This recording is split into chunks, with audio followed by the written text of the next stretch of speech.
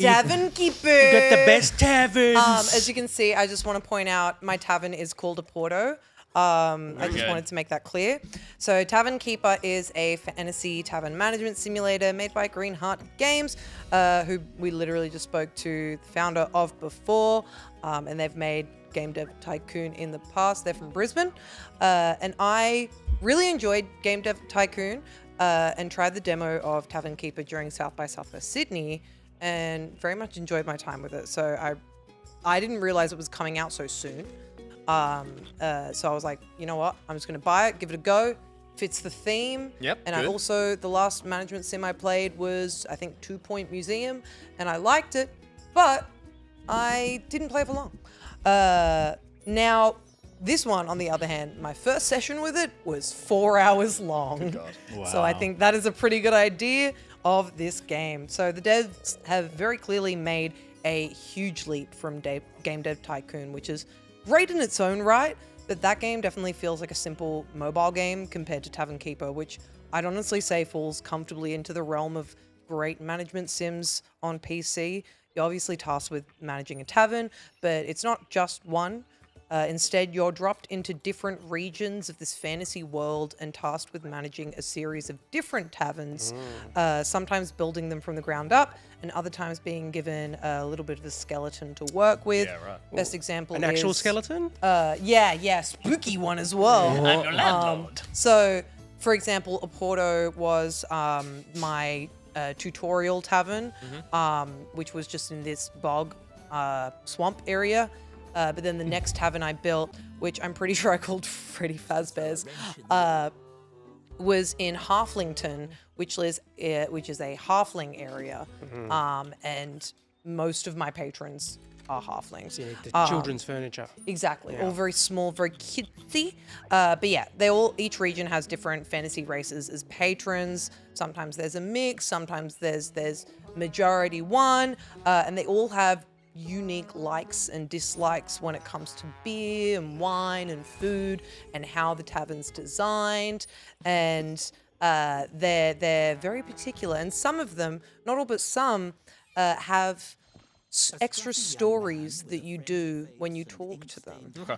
So they'll come in and they'll have a little book atop them, and you'll be able to learn their story. And the same goes for staff that you hire as well. Some staff have extra stories, unique stories, and other ones are, just meat for the grinder. But outside... What kind of tavern are you running? no, don't worry about it. But outside of, the general management simmery, which it's already doing a really good job of. The game is also narrated by Stephen Pacey, who's a film and theatre actor that's also narrated something like 200 audiobooks.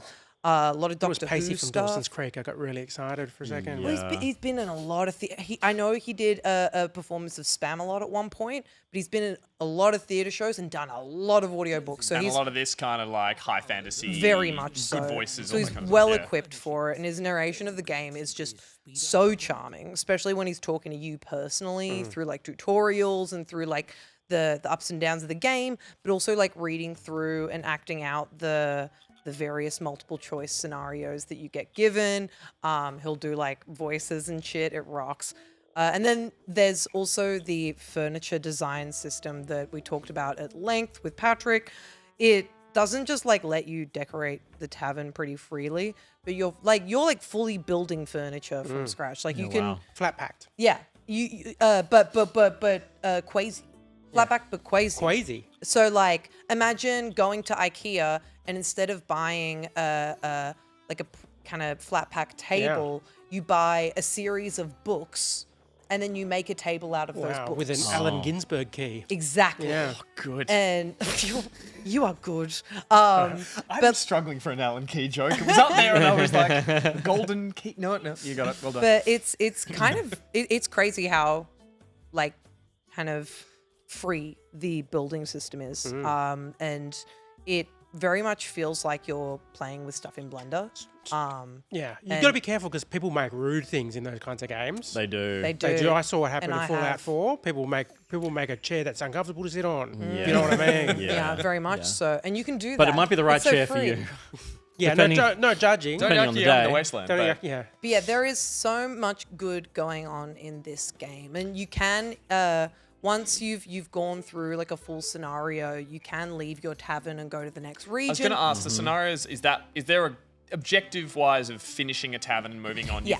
You've got goals. You Yeah. can click that through. And I really want to ask about the little puppet show up in the top corner. Is that indicating That's your day. That's the days, and there's like That is the day. As you can see, there are the little puppets, and those puppets represent different events that are happening Right. throughout the day, like your tavern love that. opening, your tavern closing, deliveries coming, the merchant coming. They're all shown. So it's via kind of that little indicated in the puppet show. timeline to be like you're gonna have a rush at this point, or you need to buy more stuff. Kind Kind of. thing. Well, it's actually funny you mentioned that because there's also an extra system, which is basically like this big book that shows you like the future essentially, and you can pay money into the book, like in-game that you make, Yep. in-game money that you make through running the tavern. Yeah. You can pay money into that book to see what your days are going to be like in the future. Interesting. In terms of like cool. certain patrons Yep. that are coming, certain groups, what they like. So The like, prince is coming to town. well, yeah, very much so. That kind of vibe. Like it'll tell you like this Interesting. party of 2 are coming tomorrow at It's this just a book time. of, it's just the bookings. It's the R. It's Yeah, the- no, it literally is. But it tells you what they like. It's Yeah, like cool. they want to get a drink, they want to play on a dartboard, they want to read a newspaper, and they'll, if you have all those things, they will be satisfied. 5-star. Okay, so it's Okay. not like you don't just have a dartboard. You would build a dartboard in preparation for those people to arrive. Yeah. Oh yeah. Okay. It's Cool. like the bear. Yeah. Where they Yeah. find Yeah. out, And the where they clock find ticking out, down. they're like, oh, But- they really want to eat a hot dog in the snow. Like, let's get a snow machine. Yes, Who's on very much family? so. Yeah. But there's Very a much. chance Who's on family? there's a chance the customer will be a bear as well, which is very confronting. But Yeah. fits True. the theme. So How- far, Very good. yeah. Intense is it? Yeah. Is it? No, it's in taverns. Oh, Ah, so not at all you're intense. good. Uh, so how good. intense is it? No, is it one of those games where you're chasing the clock, like you're So, racing against there's time and money? difficulty Or modes. okay, cool. There's difficulty settings, which is great because I don't like being Yeah. rushed. So Creative mode all the way. Yeah, whittly. I'm on relaxed. It's just such a like, cute looking game, and the way that they animate around, like they just are lazily plodding around the tavern. Like I don't want to feel stressed. Yeah, I put it on relaxed, but that like it's similarly to Baldur's Gate actually.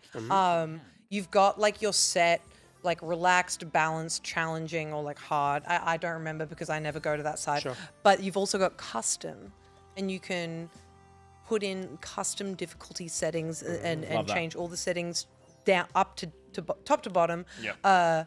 to really build it around how you want to experience the game. Yeah, great. I love that in a management sim because I think that is the key to like a management sim that can get onto everybody's level and make people like It's them. accessibility, right? Exactly. Yeah. Yeah. Exactly. And particularly with a game that we've just heard has a lot of systems, and maybe you love some of the systems and aren't particularly interested in the challenge of some other ones. Yeah. You can make it more difficult in the place where you're wanting to play. Yeah. And I easier appreciate elsewhere. that, but my difficulty in RTS management games is always that little speed up thing at the top. I'm always like, I got this. I hit like triple time, All your money went. and then just watch it all go to hell. I'm like, quick pause. Let's all fix Well, what that's we've done what wrong. I like is that it, for example, with the tutorial tavern, you start with pretty much nothing, but then with the halfling tavern, which you unlock immediately after, there's a little bit of furniture in there,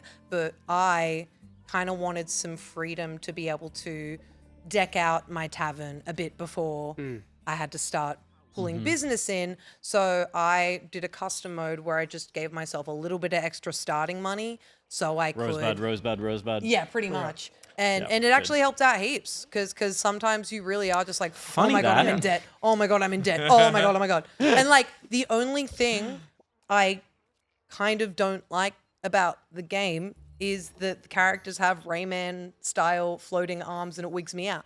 However, Well, it's early access. They may add. They might add elbows on. Write are that, hard. get in that feedback form. Be like, Yeah. where me limbs at? Come on. where me limbs at. But I can also see how it allows for more like freedom. start and How Yeah. animation. rowdy do the taverns get? Is there some belligerence? Oh yeah. Well, your staff, for example, they all have different traits and shit. Yeah. And some of them, their traits are just like if they are extremely unhappy, they will just start breaking shit and fighting people. amazing. But also there are traits that are like sometimes they will just get angry for no reason and start fights. Like my dad. yeah.